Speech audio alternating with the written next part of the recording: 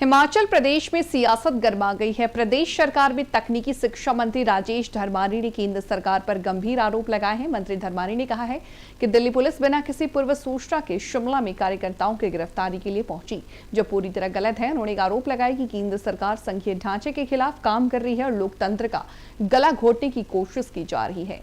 धर्माणी ने स्पष्ट किया कि प्रदर्शनी किसी भी तरह का अपराध नहीं है। उनके मुताबिक ये प्रदर्शन एआई समिट के खिलाफ नहीं बल्कि यूएस ट्रेड डील के विरोध में था, जिससे आने वाले समय में देश के किसानों और बागवानों को नुकसान हो सकता है। आयोजित एआई समिट को लेके जो भारतीय राष्ट्रीय युवा कांग्रेस के कार्यकर्ताओं ने एक मंडप भारत के अंदर जो है एक शर्टलेस प्रदर्शन किया था, उसको लेकर के जो है मेरा आज जो ये प्रेस कॉन्फ्रेंस थी, मैं जिस तरह से युवाओं के ऊपर जो है कहर ढाए जा रहे हैं भारतीय जनता पार्टी की केंद्र सरकार के द्वारा, और उनको जो है तंग किया जा रहा है, और बिना किसी एफआईआर के, बिना किसी वारंट के उनको रात के अंधेरे में जिस तरह से छापामारी की जा रही है, और जिस तरह से उनके ऊपर जो धाराएं लगाई जा रही हैं, वो बहुत ही अनैतिक है, शर्मसार है।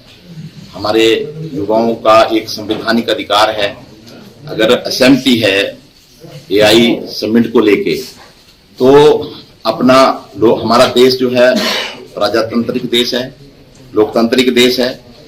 यहाँ पे विपक्ष को अपनी बात उठाने का, अपनी आवाज उठाने का, और अगर असहमति है तो उसके ऊपर बोलने का, एजिटेशन करने का जो है वो पूर्ण रूप से संवैधानिक अधिकार है।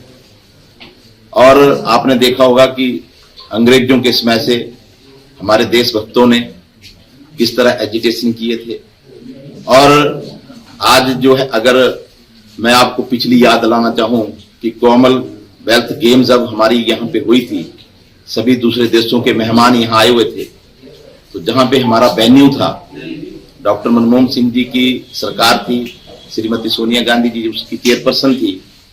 तो जब ये कॉमनवेल्थ गेम्स हुई, तो किस तरह भाजपा के लोगों ने वहां पे वेन्यू के ऊपर इकट्ठे होकर के जो है किस तरह से धरना किया था, प्रदर्शन किया था। तब डॉक्टर मनमोहन सिंह जी ने कभी देशद्रोह की बात नहीं कही। आज अगर हम देश हित में, ये देश के हितों की तिलांजलि दे दे भारतीय जनता पार्टी, कांग्रेस पार्टी ने इस देश को बनाया है, कांग्रेस पार्टी ने इस देश को सजाया है। आज जिस देश में सुई नहीं बनती थी, आज आधुनिक निर्माण हुआ है। ये सारा श्रेय गांधी नेहरू परिवार को जाता है। और डॉक्टर मनमोहन सिंह जी ने तो कभी नहीं इस तरह के उत्पीड़न किया युवाओं का। अरे सबको पता है, ये हमारा फंडामेंटल राइट है। अगर हमारी असहमति है, रोजगार युवाओं को किस तरह मिले, आप किस तरह से युवाओं के जो हितों की जो है तिलांजलि दे रहे हैं, आप किस तरह देश के साथ जो है इस तरह के एग्रीमेंट कर रहे हैं जिससे हमारे देश को जो आर्थिक तंगी हो रही है।